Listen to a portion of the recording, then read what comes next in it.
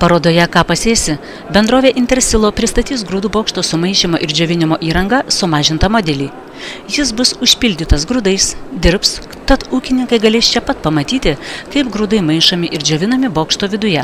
Šių metų parodoje pristatome visiškai naują eksponatą. Iš tikrųjų, jisai yra vėlgi eksponatas, kuris atvaizduoja mūsų pagrindinį produktą, kaip ir minėjau, amerikietiškus grūdų bokštus Sukup, sumaišymo ir džiovinimo įrangą.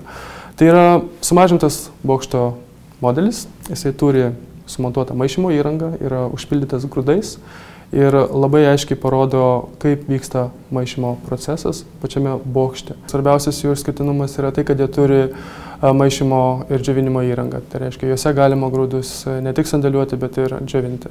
Maksimali vieno bokšto talpa gali būti iki 1300 tonų. Juose galima džiovinti skirtingų augalų derlių – grūdus, rapsus, pupinius augalus.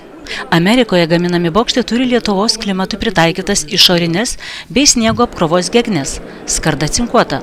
Tai garantuoja ilgamžiškumą. Bokštai sumaišymo įranga turi tikrai daug privalumų. Keletas iš jų yra tai, kad galima iš karto džiovinti labai didelį kiekį grūdų. Reiškia, supilamas didelis kiekis grūdų į bokštą ir pradedamas džiovinimo procesas. Ūkininkam nereikia stabdyti kulimo proceso. Tas yra irgi labai svarbu, kai jie yra užimti. Taipogi galima permaišyti per sausus grūdus su šiek tiek drėgnesniais grūdais. Vėlgi tai leidžia pasiekti geresnę kokybę bendrą ir sumažinti pačius džiovinimo kaštus. Dar vienas svarbus niuansas yra tai, kad nereikalauja priežiūros tokiame bokšte supylus grūdus ir pradėjus džiovinti, nereikia ūkininkui prie jo stovėti ir būti.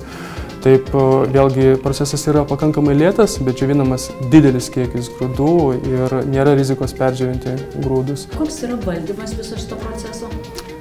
Valdymas yra labai paprastas. Užpilus jau nedidelį kiekį grūdų yra jungiama maišymo įranga, yra jungiamas ventiliatorius ir aišku yra jungiamas dizelinis šildytuvas, kuris pašildo lauke esantį orą ir jį tiekia į patį bokštą. Tokia sandėliavimo ir džiovinimo technologija populiari vakarų šalyse, Estijoje, Latvijoje, tačiau Lietuvoje tai kol kas nauja technologija. Bendrovė Intersilo per pastaruosius 2 sezonus Europoje sumontavo daugiau kaip 200 grūdų sandėliavimo bokštų.